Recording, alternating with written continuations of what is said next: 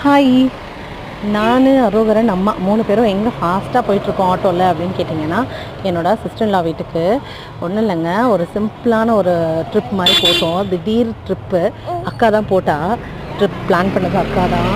சரி போயிட்டு வருவோமே, ஒரு சண்டே போயிட்டு சும்மா ஒரு சிம்பிளாக ஒரு ட்ரிப் மாதிரி போயிட்டு வருவோம் நைட் கிளம்பிட்டு அப்படின்னு சொல்லி பிளான் போட்டோம்.